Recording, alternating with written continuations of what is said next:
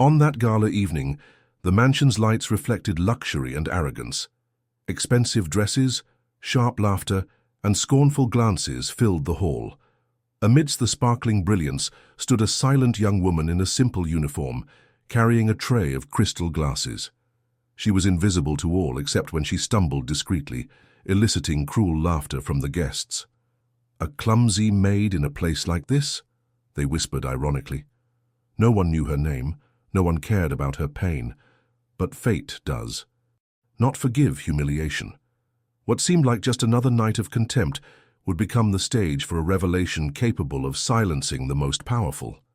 Amidst false smiles and hypocritical toasts, a secret was about to be exposed before everyone. As the laughter echoed, the party host, a millionaire accustomed to dictating rules, raised his voice and pointed at the maid.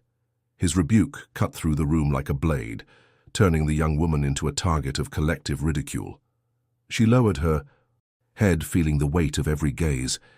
However, behind that silence lay something hidden, a truth no one would dare imagine.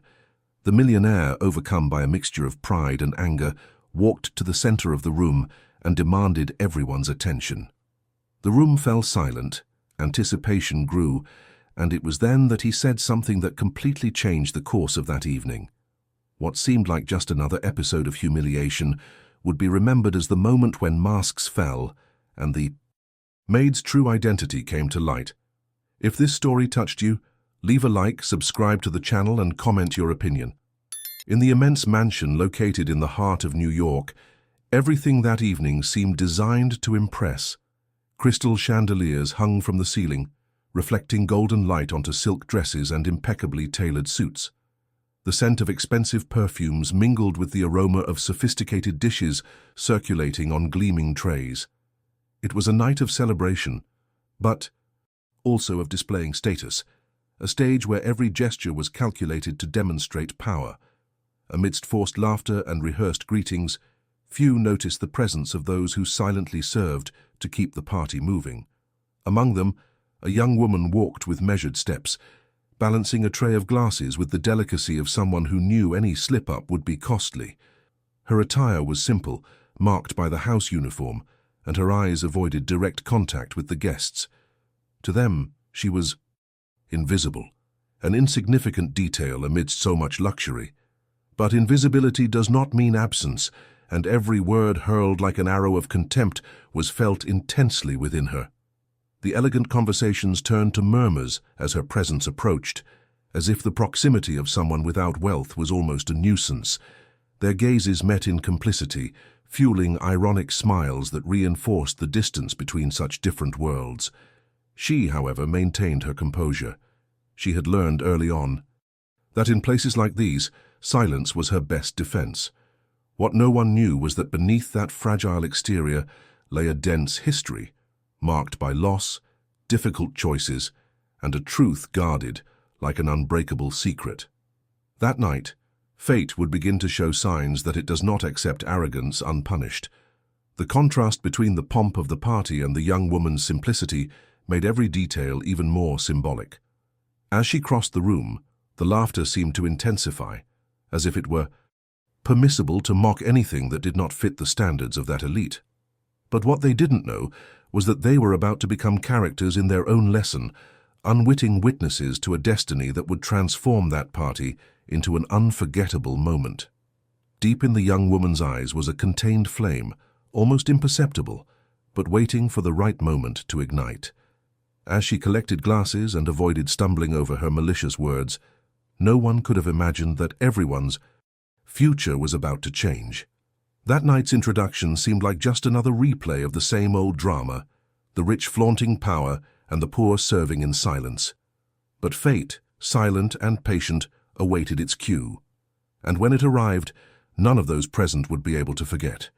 The minutes ticked by and the atmosphere of the party seemed increasingly heavy for the young waitress.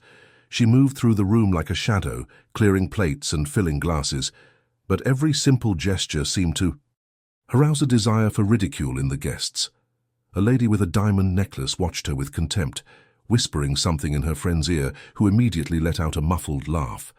A man in a dark suit, already drunk on champagne, pretended to stumble into her on purpose, eliciting laughter from those watching. With each new sidelong glance, the feeling that she didn't belong there grew more suffocating. But she stood her ground, breathing deeply, trying to find strength in some invisible source that sustained her. Her silence wasn't weakness but resilience, and this silence was beginning to bother her. The longer she remained silent, the more they laughed, as if desperately seeking a reaction, an explosion of anger that would justify the contempt they bore. The millionaire host, a tough-talking man with a commanding presence, watched from afar. His piercing eyes followed the young woman's every step, as if trying to gauge how far she would go. For him, this was another night to demonstrate his power in front of others, and the maid had unwittingly become the perfect opportunity. The tension grew in the air, almost palpable, while a pianist played a soft melody in the background, creating an atmosphere of false tranquility. The malicious whispers multiplied. "Look at the way she walks, she looks like a lost child," someone murmured. "Has she ever seen a real dress?" another voice quipped, drowned out by discreet laughter. The young woman swallowed each word as if it were stones, but kept her head held high, albeit discreetly. Her eyes shone not with tears, but with an inner flame neither of them could perceive. With each tray delivered, with each averted glance, the tension increased, as if fate itself were sharpening its blades for the right moment. A few employees noticed the growing cruelty, but said nothing. The fear of losing their jobs kept them immobile, forced accomplices in a scene that grew more bitter. And so, amid clinking glasses and false smiles, the young woman became the unwitting center of a cruel play, a humiliated character who, unbeknownst to her, was about to become the protagonist of the most unexpected revelation. The trigger happened so quickly that, to many, it seemed staged. The young woman crossed the room carrying a tray of glasses brimming with sparkling wine, balancing them with the delicacy of someone who knew the weight of responsibility. The polished floor reflected the golden lights, but also hid small traps. One of the guests purposefully extended his foot as she passed. It was enough for her body to lean forward, and the golden liquid overflowed from some glasses, splashing onto the expensive dress of an elite lady. The sound of the crystal clinking echoed louder than the music, and for a second the entire room fell silent. Immediately afterward, a thunderous burst of laughter burst into the air, as if everyone was just waiting for her mistake to have fun at her expense. The injured lady recoiled, clutching her dress and exclaiming in disgust, "Look what that incompetent woman did." Laughter rippled through the room, and within seconds the young woman found herself at the center of an invisible circle of mockery. The stares became sharp blades, and each comment was like an arrow piercing her dignity. "You can't even walk properly," someone said loudly. "Maybe you didn't learn any manners where you grew up," another retorted, eliciting even louder laughter. The maid's face flushed, not from embarrassment alone, but from a mixture of pain and resistance. She quickly bent down to try to pick up the spilled glasses, her hands trembling slightly as she listened to the whispers multiply. It was at that moment that the millionaire host, until then silent, rose from his chair. His movement attracted everyone's attention, and like a conductor directing chaos, he raised his voice, bringing the room to a hushed halt. His cold eyes fixed on the young woman, and his cutting words echoed, "You truly are a disgrace. In a house like this, there's no room for people like you." The weight of his words fell like a hammer, and the hall exploded in a new wave of laughter and mocking applause. He had exposed her before everyone, transforming a stumble into a spectacle of humiliation. The music ceased completely, and the only audible sound was the cruel laughter of the audience, who reveled in her pain. The young woman remained kneeling for a few seconds, picking up the shards with her bare hands, while blood began to flow from a small cut. Still, she didn't utter a single word. Her silence was disturbing, as if she were hiding something no one could decipher. And precisely because she didn't react, the scene seemed all the more cruel. The millionaire, satisfied with the power he wielded, raised his glass and toasted the episode, followed by many. What he didn't know was that, by turning that night into a stage for humiliation, he was only preparing the ground for life, with its relentless irony, to begin a turnaround that no one could contain. When the ironic applause dispersed like smoke, she rose with the calm of someone who has learned to rebuild her dignity in the dark. The cut on her hand burned, a persistent sting that wouldn't ask permission to exist, and yet she walked to the service corridor, where the music from the dining room filtered through, as if coming from underwater. On the white tile of the small pantry, the cold light, unforgiving of details. The trickle of blood on her wrist, the crystal that stubbornly gleamed in the corners of the tray. The shallow breath she elongated until it became controlled. She turned on the faucet, let the water run, and watched the red fade into the drain, as if the weight of her humiliation could drain away with it. She didn't cry, not because it didn't hurt, but because there was an ancient dignity supporting her shoulders, a discipline born not in that mansion, but on long bus rides through Queens, at a library tables where silence was worth more than any applause, on nights when the world seemed too big for those carrying little but courage. An older cook appeared at the door, holding a clean cloth. She didn't ask anything. She simply held out the cloth and tried to smile with her eyes. The young woman thanked her with a curt nod, wrapped the wound, and felt her pulse return to its normal state. Outside, the pianist resumed the melody, and the guests, like children excited by a cruel spectacle, recounted the scene, each adding a detail more painful than the last. She braced her hands on the countertop, feeling the cold granite against her skin, and allowed herself a single second of memory. The hollow sound of footsteps on marble, a long hallway, firm voices saying her last name with respect, not disdain. That memory came like a beacon when the tide was too high. She took a breath, adjusted her apron, and closed her eyes. She remembered a phrase her mother had repeated before leaving early for work. When they mock what you are, don't scream, offer silence. Silence weighs heavily. And there, at the very moment everyone outside was feeding on her pain, her silence began to weigh heavily. The host, on the other side of the walls, still savored the authority displayed like a trophy, but something in him wouldn't settle. He had seen, for an all-too-brief instant, a look that didn't match the uniform. It wasn't defiance, it was depth. Something like the memory of a photograph. He brushed the thought away like someone shaking a drop off their jacket. The young woman then picked up the tray, carefully removed the shards with a cloth, as if gathering small fragments of herself, and checked the improvised bandage. She was ready to return, but not as before. There was a silent decision embedded in her skin, a promise made to the very reflection of the polished metal. She would not be the caricature they expected.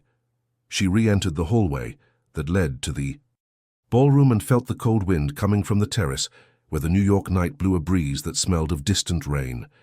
Fate approached slowly, like storms that seem immobile and, when least expected, take over the sky.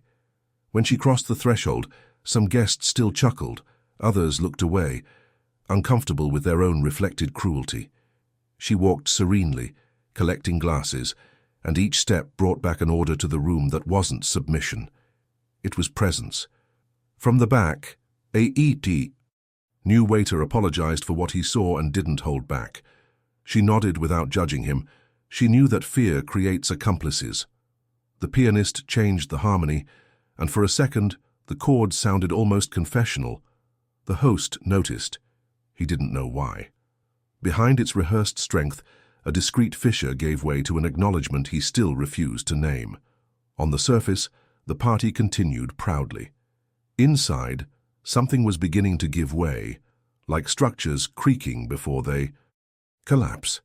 And her silence, the same silence they always used to diminish her, was finally becoming the loudest word of the night. When she returned to the ballroom, the young woman brought with her a silence that seemed to echo louder than the music itself. The guests noticed, but they didn't give up on the spectacle. It was as if each of them, consciously or not, needed to reaffirm their superiority over someone they considered inferior. The looks became even more explicit. They weren't just curious, but cruelly complicit. A couple whispered near the staircase, and the woman held her husband's arm to keep from laughing out loud. Her eyes followed the young woman as if watching a play.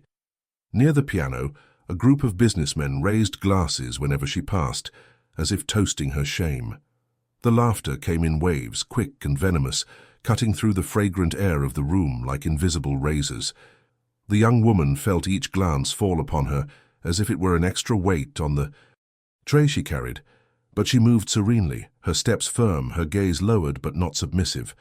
The older employees exchanged discreet glances among themselves, recognizing the evil spreading but lacking the courage to intervene. The fear of losing their livelihood was stronger than their indignation. Still, deep in the eyes of some, there was stifled compassion, but most present preferred the comfort of cruelty. The host watched from afar, a glass of whiskey in hand, content with the feeling of control. To him, it was as if he had put on a private show for his guests, reinforcing his image as a powerful man who decides who deserves respect and who does not. But there was something about the scene that began to bother him. The way she, even under the gaze of so many, remained erect, almost untouched, as if the collective contempt wouldn't break her. This posture affected him more than he would admit.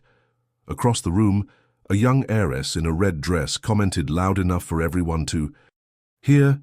"It's funny how she tries to appear dignified. Deep down, she must dream of being like us." The comment was followed by uproarious laughter, some so loud that the pianist lost his rhythm for a moment. The music faltered, and the brief silence that fell only reinforced the cruelty of the moment. The maid, however, didn't react. She simply adjusted the tray in her arms and continued on, collecting glasses as if bearing not the weight of humiliation, but the patience of someone who knows that everything has a time to reveal itself. And it was precisely this lack of reaction that began to bother him, for the longer she remained silent, the stronger her presence seemed. Some guests, though they wouldn't admit it, felt a slight shiver, as if they sensed they were laughing too soon. It was the invisible omen that shared cruelty would turn into collective shame, but no one stopped. On the contrary, the atmosphere of complicity grew, as if everyone needed to prove to each other that they were on the right side of the dance floor. It was the dance of the arrogant, and she was at the center not just as a victim, but as a mirror. The entire room was still vibrating with the shared cruelty when the millionaire host decided it was time to turn the evening into a bigger spectacle. Until then, he had merely watched with a discreet smile, silently fueling the game of humiliation. But now, seized by an impulse that mixed pride and vanity, he advanced a few steps to the center of the room, his glass raised, demanding the guests' attention. The murmur ceased almost immediately. Everyone knew that when he spoke, it wasn't just a comment, it was a sentence. His gaze sought the maid, who was collecting glasses in a corner, trying to go unnoticed. "Stop for a moment and look at her," he said in a deep voice, resonating like an order. The guests obeyed, turning in unison. The young woman froze, feeling hundreds of eyes boring into her, but she maintained her erect posture, without lowering her head. The millionaire smiled disdainfully. "This is living proof that not everyone is born to be among us. Some people try, but fail even in the simplest role." His speech cut like a blade, each word carefully chosen to prolong the humiliation. Laughter erupted again, this time louder, as if the guests had received official permission to mock. The young woman remained motionless, her fingers pressing the tray against her body, as if it were an invisible shield. The millionaire continued with an irony that seemed rehearsed. "While some here carry surnames that weigh more than gold, others only know how to carry trays. That's how the world balances itself. One on top, one on the bottom." A round of applause echoed, and others followed, transforming the cruelty into a chorus. The sound of applause was deafening, and each clap felt like a hammer against the young woman's dignity. Still, she didn't react. Her eyes, steady and serene, rested on the millionaire in a way few noticed, but which disarmed him internally. It was as if that gaze held a disturbing memory, a reminder that power is not absolute. He looked away for a brief second, but quickly regained his composure. "And remember," he added, raising his glass, "some are born to celebrate, others to serve. It's the natural order of things." The toast was followed by laughter and the clink of crystal, but amidst that cruel euphoria, the young woman's silence became more deafening than the collective laughter. She didn't need words. Her stillness already weighed heavily as a sentence. A few guests began exchanging uncomfortable glances, as if realizing they were participating in something that would later become shameful. The millionaire, for his part, felt the strange sensation that by trying to crush her with his words, he was actually giving rise to something beyond his control. The hall slowly resumed its routine of music, laughter, and toasts, but there was something in the air that wouldn't dissipate. With each step the waitress took, eyes followed her as if expecting a delayed reaction, a scream, a cry, any sign of surrender. But she offered nothing but silence. Her chest heaved in slow, controlled breaths, like someone who'd learned to tame the storm within before it overflowed without. There was a disconcerting serenity in her gestures, a calm that seemed incompatible with the humiliation she'd suffered minutes before. And it was precisely this silence that was unsettling. The longer she remained serene, the more discomfort grew among some of the guests. The millionaire, from afar, watched with an unease he tried to hide in the bottom of his whiskey glass.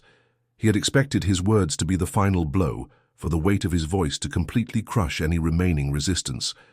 However, what he found was a woman in a simple uniform, her head held high and her gaze distant, as if breathing a different air, as if living in a reality no one there could reach.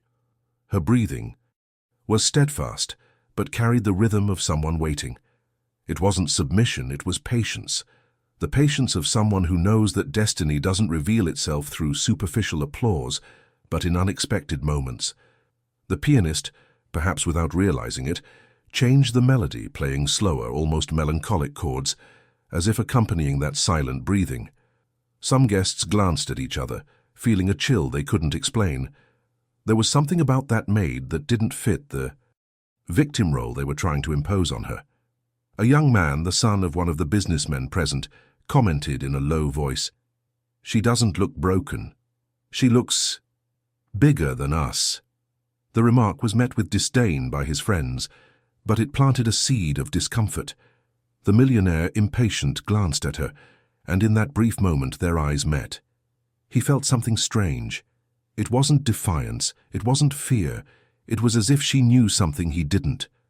A vague memory flashed through him, the memory of a name that echoed in past business meetings, but he dismissed the thought as foolish. Still, that pent-up breath continued to resonate within him, a reminder that something was beyond his control. The young woman continued her work, collecting glasses, filling cups, but each gesture seemed charged with a hidden meaning. It was as if each tray she handed was another page turned in a book only she knew. And the more the room tried to drown her out with laughter, the more evident it became that her silence weighed more heavily than all the voices combined. It was at the moment when the music seemed to fill every corner of the room that something unexpected happened. The millionaire, still uncomfortable with the young woman's silence, slammed his glass against the table with enough force to make the metallic sound echo throughout the room. The noise was like an order, and the conversation ceased immediately. Everyone turned their attention to him, who stood slowly, straightening his jacket, his gaze fixed on the maid. For a moment he said nothing. He simply stared at her, as if trying to decipher an impossible equation. And then, in a lower tone than usual, but charged with authority, he murmured something that few could immediately hear. "You have no idea who she really is." The entire room held its breath, as if the sentence had fallen like a spark amidst gunpowder. Whispers arose immediately, spreading like waves. "What did he mean by that?" whispered a woman next to her husband. "Are you defending a maid?" asked another, indignant. But there was more curiosity than indignation in the air. The maid, motionless, felt the weight of those words pierce the room like arrows. She knew this moment would come, but she hadn't expected it to be like this. Her eyes remained serene, but inside her heart raced, pounding against her chest as if announcing the approach of something that could no longer be hidden. The millionaire took a deep breath and raised his hand for silence, but the murmur had already spread too far. The guests exchanged nervous glances, trying to guess what the revelation would be. Some laughed nervously, others frowned, uncomfortable with the idea that the woman they despised might carry a secret bigger than everyone there combined. The tension was almost unbearable. Even the servants stopped, leaving plates and glasses on the tables, alert to what was to come. The pianist, sensing the change in the mood, stopped the music mid-note, letting emptiness hang in the air. The millionaire then repeated louder, this time clearly, "None of you know this woman. You laugh, but you don't know the truth. A truth that may change the way you see her forever." The room fell into a dense silence, broken only by the distant sound of the rain that was finally beginning to fall outside. The collective breathing was heavy, almost synchronized, as if everyone were awaiting a sentence. The young woman remained firm, her gaze calm, but within her was the certainty that the revelation was inevitable. It was as if the night itself had been waiting for this moment to turn the page. And each guest, unbeknownst to them, was already part of the story that would leave scars on everyone's memory. The murmur turned to a shudder of breath as he set his glass down on the table and let the silence envelop him like a cloak. The millionaire walked 2 steps unhurriedly, the leather of his shoes lightly scratching the marble, and then pronounced, with the clarity of a bell, a name that wasn't on the young woman's name tag. Some widened their eyes at the first syllable, some frowned, trying to recall it, and some clapped their hands over their mouths without realizing it. The surname carried weight in Manhattan, permeating buildings, art collections, and hospital wards, and now it hung over the room like a verdict. The music itself seemed to recede, and for a moment all that could be heard was the rain beating against the tall windows. The young woman didn't move. Her face betrayed no surprise, only a silent acknowledgement that the time had come. "You laughed at her as if she were invisible," he said, his voice unadorned. "But it's likely that half this room has already benefited directly or indirectly from what that name has built in this city." A glass fell somewhere near the piano and shattered, eliciting small screams and more whispered questions. The heiress in red, who minutes before had ridiculed the maid's dignity, instinctively took a step back, as if the line between audience and stage had shifted beneath her feet. The millionaire raised his hand for attention, and the gesture held less arrogance than before, almost a weary solemnity. "It's not my place to tell everything," he continued, "but it's my place to stop this circus." He looked at the young woman as if asking permission without using words, and the guest's discomfort increased. This man, accustomed to asking for nothing, was somehow giving way. A silver-haired man whispered to his wife what seemed like a memory, a newspaper article about a foundation that, months earlier, had quietly taken over shares in struggling companies during a silent crisis. Another guest, a lawyer, thought loud enough to contaminate the table. "If it's who I think it is, the board of Midtown Presbyterian just gained a very special patron." The speculations, timid at first, became a torrent. A few cell phones appeared under the table. Hurried fingers typing the last name floating in the air, but the signal faltered in the storm, and the anxiety grew unanswered. The host sensed the hunger for confirmation and for a second seemed to regret opening the door, but there was no turning back. "What matters now," he said more quietly, "is that none of you have the right to reduce this woman to a mistake in a salon, and if you need a reason to respect her, start here. Without her, some of you wouldn't be keeping the lights on." The sentence passed through tables and egos like a cold wind. A younger businessman, who until then had been leaning back in his chair with sloppy superiority, straightened his tie in an attempt to regain his composure. The pianist, on an impulse he couldn't control, played 3 low notes that sounded like the final period of an accusation. The young woman kept her eyes on the host and yet seemed to see beyond, like someone listening to music others can't hear. Someone asked for details, with the eagerness of someone trying to turn dignity into a headline, but the millionaire merely shook his head. "Enough with the spectacle," he murmured, and in this refusal, the shock deepened. There would be no digestible explanation, not at that moment. What they had was the discomfort of seeing themselves in the mirror, people who laughed instinctively, who applauded out of convenience, who needed a familiar surname to remember the basics. The rain thickened, marking the glass with silver streaks. Inside, each guest seemed to be measuring their own participation in the chorus of cruelty. The heiress in red, now pale, tried to compose a smile that found no place. The host took a breath, as if carrying the weight of years of certainty, and added, "You don't have to believe me. Soon the whole city will know. For now it's enough to know that you bowed before a uniform and ignored a life." The room, unable to regain its former euphoria, remained suspended in a stupor without a manual. And as the unspoken word settled in, "Forgive me," the night seemed finally ready to tell what lay behind that surname, where that silent strength came from, and why fate had chosen precisely that party to turn the tables. Her story didn't begin in that mansion, but on the cold trains that crossed Queens before dawn, when the world still yawns and those in a hurry carry the day in their hands.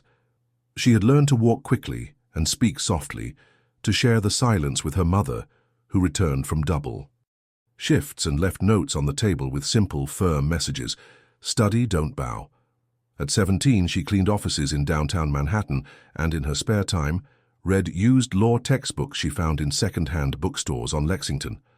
It was in one of these polished hallways, one early morning, that she first saw her, Eleanor Whitmore, the elderly philanthropist from the Upper East Side, walking with a cane and a newspaper tucked under her arm, purposefully lost in an empty building. She didn't apologize for the intrusion, but asked what the girl was reading. The answer, Civil Procedure Back Edition, elicited a rare smile and an even rarer question. "Why you?" The girl responded with the truth she possessed. "Because no one will give me a voice. I need to learn to write it." The following week, an envelope arrived in the mail with a handwritten letter and a full scholarship to a community college. Elena began studying during the day, working at night, and visiting Eleanor on Sundays, when porcelain cups held weak coffee and strong advice. "The city respects surnames but obeys work," said the old woman, who ran a discreet foundation, a kind of invisible seam between hospitals, shelters, and small businesses in need of a boost. Years later, when Eleanor's health failed, Eleanor was already more than a diligent student. She was the mind to whom the old woman entrusted numbers, clauses, and the long-term vision. This was how the surname that weighed heavily in Manhattan touched her destiny, not as a legacy of blood, but as a legacy of trust. When Eleanor died, she left a short letter and a long will. In the short will, the sentence that changed everything: "It is your turn to decide who this city will be when no one is looking." Elena took over with a small group, the executive directorship of the Whitmore Foundation, and a trust that operated as a silent safety net. During the pandemic, as storefronts brightened and padlocks appeared, the foundation entered factories, bakeries, and startups, always avoiding the spotlight. One of these movements touched that night's host. Months earlier, his holding company would have nearly creaked to its knees had it not been for a debenture purchase and a bridge loan agreement signed with the trust. There were no photos, jobs were maintained, and a contract with strict governance and philanthropic allocation clauses, including a commitment that part of the annual parties would have a real purpose, not just veneer. The name, on the paper, Whitmore, was enough to close open doors and open closed ones, and the millionaire signed with the haste of someone who sees precipices. He didn't see the face of the person pulling the strings. Elena never minded.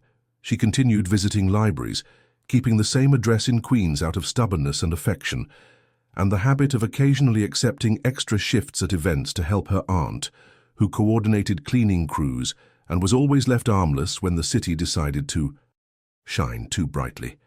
She liked to remember where she came from, to put her ear to the ground to hear how the city breathed far from the domes. That night, she had gone to see her aunt, and would have remained anonymous as always, were it not for fate's insistence on settling scores. When the host pronounced her real last name, it wasn't fanfare, it was a key turning. Some guests connected the dots like those awakening from a convenient slumber. The pediatric ward inaugurated without speeches, the fund that had saved small suppliers when the global chain collapsed, a donation conditional on a music school in Harlem, opening night positions for those working double shifts. She wasn't a lost princess. She was a woman who had turned invisibility into a tool. Her name tag bore her mother's name by choice, Reyes, the surname of the care that raised her, but the signature on the contracts bore that of the old woman who had lent her the ladder, Whitmore. And now, both names, the one the city reveres and the one whispered by love, were on the same person before a hall that minutes before had applauded her fall. The host, looking at her, finally understood why the silence weighed heavily. It wasn't emptiness, it was a decision. And Elena's decision, from the first night she waxed other people's hallways, had always been the same. No one dehumanizes those who refuse to accept the role. The rain beating on the windows sounded like an ancient oath, and the mansion, without realizing it, began to listen. Pride began to give way first in the details, in the almost imperceptible tremor of the whiskey against the crystal in the host's hand, in the clearing of a throat that found no words, in the gaze of the heiress in red that no longer held anyone. The name spoken aloud had left a crack in the golden ceiling of that night, and through that crack, consciousness began to drip. Some guests straightened their spines, as if waking from a bad dream. Others sought the young woman's eyes, and upon meeting them looked away. The pianist, without being ordered to, changed tone, and the melody began to slow down, as if apologizing for having accompanied the laughter. The host took a deep breath, and for the first time, his voice wasn't filled with steel. He attempted a witty remark to regain control of the room, but the words betrayed him, piling up in his mouth, daring not to come out. He remembered the hastily signed contract, the clauses that had angered him, the requirement. That part of the proceeds from that same party be allocated to scholarships and clinics in neighborhoods he only knew from investment maps. Above all, he remembered a short, elegant email demanding governance and transparency, not for image, but out of moral obligation. Signed, E. Whitmore. It wasn't his surname that now dismantled him, it was the realization that he had transformed a responsible agreement into a spectacle of vanity. The weight of his own voice, repeating minutes earlier that "some are born to celebrate and others to serve," pierced him like a hot iron. The sentence, which had sounded so firm, now seemed small compared to the woman who stood erect, aligning glasses as if replacing the pieces knocked over by others. A guest approached her with a napkin in her hand, an attempt at reparation that she was born sincere and died shy. "I am so sorry," he murmured, like someone learning to speak for the first time. The older cook, standing discreetly in the doorway, lifted, her chin in an almost invisible gesture of shared pride, like a blessing no one was allowed to ask for, but which the scene summoned. The host took 2 steps toward the young woman and stopped. Each step seemed too long for a man accustomed to having the world at his fingertips. I didn't know how to begin. I'd never needed to start from where I was now, beneath my own pedestal. The hall waited, an audience suddenly sober. He opened his mouth, closed it, opened it again. "I," he said, and the word fell flat. The silence returned his image. A powerful adult asking instructions from a woman he had, moments before, reduced to a stumble. It was in this mirror that his pride shattered once and for all. He lowered his glass. I was cruel. There was no sophistication, no justification, no conditional. Just 2 words that disturbed the air. No one applauded. The sound that followed was that of the rain, insistent, keeping time on the tall windows. The host sought the young woman's eyes, as if offering a place at the table, but knew that no invitation could mend what had been broken. She held his gaze without triumph, and in that absence of triumph lay the most difficult truth. Dignity is not negotiable. Some guests began to stir with small gestures of reparation, not the grand gestures that make headlines, but the ones that cost money. The businessman who dismissed the mockery, the heiress who picked up the glass she'd dropped from the floor and carried it herself to the pantry, the lawyer who, cell phone still in hand, erased the search as if asking for forgiveness. The young woman continued working, but not as before. Each action had the clarity of a silent manifesto, and the host, who always mistook speaking loudly for saying something, realized that in that room the only voice that mattered came from a place he couldn't control, from what, deep inside, finally admitted that wealth that doesn't learn is just expensive noise. The fissure of pride let in air, and, where air enters, possibility enters. He turned to the guests and, with a sudden gesture, stopped the band. "There isn't enough music to cover what we've done here." The murmur that arose wasn't one of protest. It was one of surrender. They didn't know what would come next, but they knew the night couldn't end as it had begun. From that moment on, and without anyone's prior agreement, the knowing glances faded, giving way to another form of knowing, that of someone who, embarrassed, decides to start making amends. And so, with disarming haughtiness, the room prepared to hear what had always been there, drowned out only by the noise of their own pride. The room, which had previously been abuzz with laughter and acidic comments, plunged into a silence so profound that even the wristwatches seemed to tick louder. It was an uncomfortable, dense silence, the kind that exposes guilt without needing words. No one dared joke, no one raised their voices to mock. The glasses that had clinked to a festive rhythm now rested motionless on the tables, and even the band, uncertain, let their notes hang in the air as if any sound could become an affront. The guests breathed slowly, some staring at the floor, others staring distantly to avoid meeting the young woman's eyes.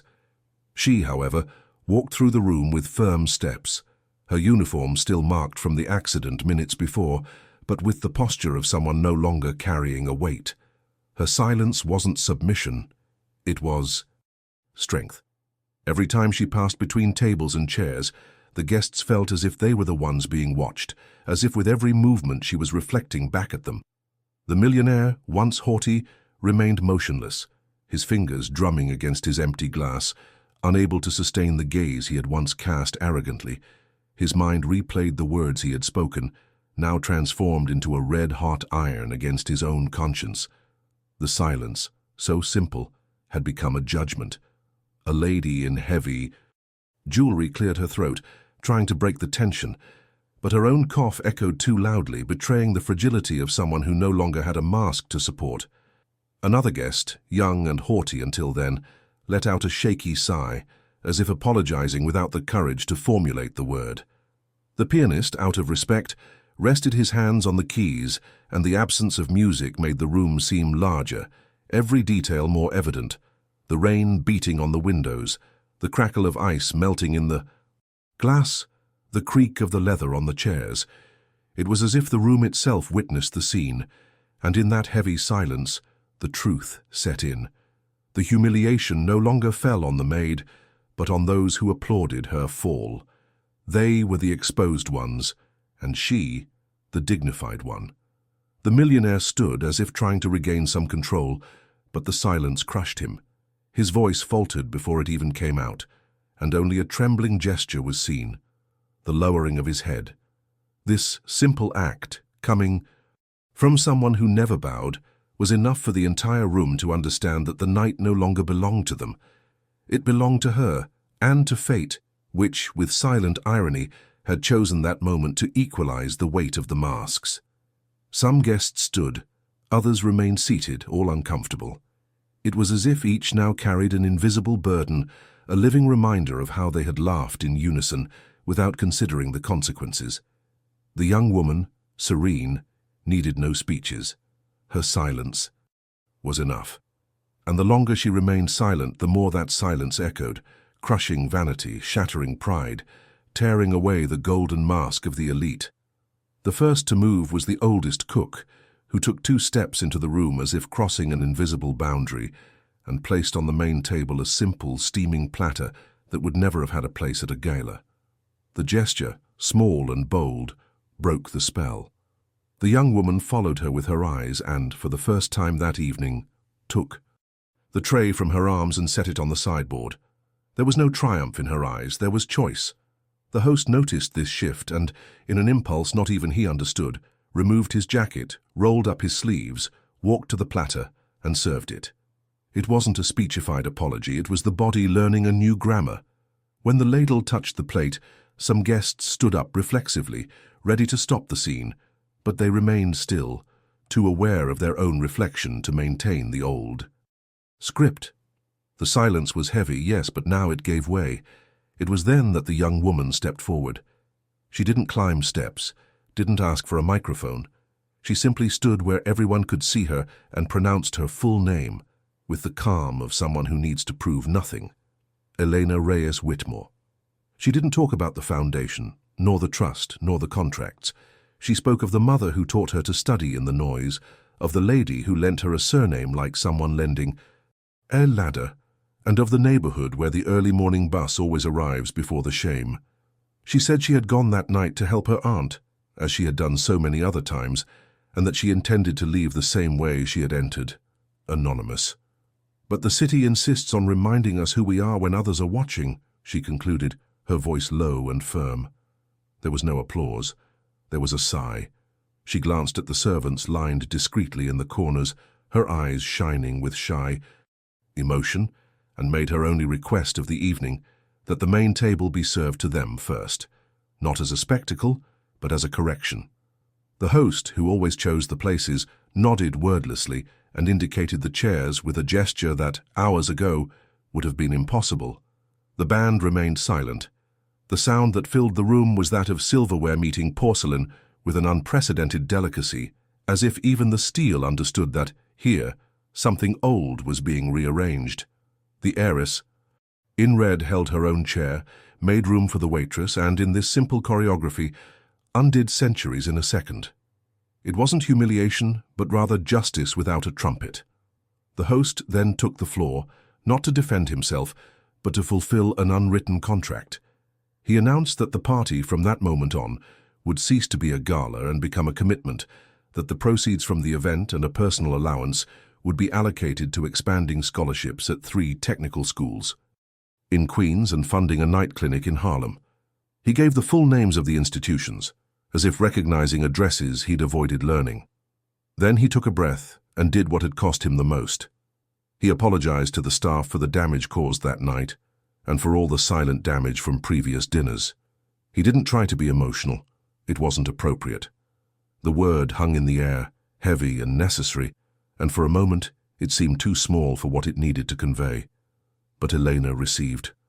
Firt with an almost imperceptible nod, and that nod was more performative than any speech. Someone, not daring to look her in the eye, asked if it was true that half the audience owed something to the surname that hung heavy in that room. Elena didn't answer. She walked to the piano, touched the dark wood with her fingertips, and asked the pianist to play something that didn't hide it, something that evoked wet streets and intermittent traffic lights. He understood. The melody that came had the thump of the early morning subway and the sound of rain hitting an awning. As the music descended from the stage and touched the tables, the guests seemed to shrink to fit her own body. The young woman took the tray back, not because she needed to, but because she wanted to end the evening on the same side as it began. Each glass collected felt like a full stop. It was then that fate, generous and implacable, offered the scene the city would cherish. The power flickered for a few seconds because of the storm, and in the brief gloom the reflections from the windows gave the room a distinct image, a circle of chairs without hierarchy, servants and guests sharing the same table, the host standing, jacketless, holding a pitcher in both hands, and Eleanor in a simple apron, raising a gaze that asked neither permission nor forgiveness. The lights returned, but the image remained. From then on, no one would ever see the exact person who had entered. Cell phones, once ready for the invisible. Lynching remained put away. There was no easy headline. There was a story that demanded change. In the end, when the rain eased and the smell of wet earth wafted through the terrace doors, the host walked over to Elena, held the tray for a moment, and whispered a sentence that might have been the first full truth of that evening. "I didn't know how to listen." She replied bluntly, "Now you know." He nodded, returned the tray, and, in a gesture no one expected, went to the pantry to help collect the last glasses, not as a theatrical penance but as a beginning. Elena left through the kitchen, where her aunt was waiting for her with teary eyes and a hug that would fit in any neighborhood. In the tiled hallway, she took off her apron and folded it with the care of someone folding flags. Before crossing the service door, she stopped, looked at her hand, still marked by the cut, and smiled briefly. Not at the pain, but at the scar that, the next day, would remind the city that respect isn't born of surnames, but of posture. Outside, New York breathed steam and lights reflected in puddles. She lifted her face to the night, felt the belated drops, and walked to her usual bus stop.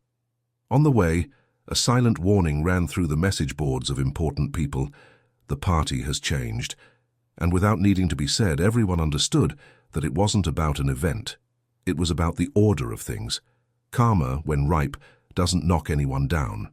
It only brings each one back to their own level. And that morning, on an ordinary corner in Queens, Eleanor walked alone, completely alone, while the city finally began to learn. If this story touched you, leave a like to show that dignity always prevails. Subscribe to the channel and follow other intense stories of upheaval, justice and destiny.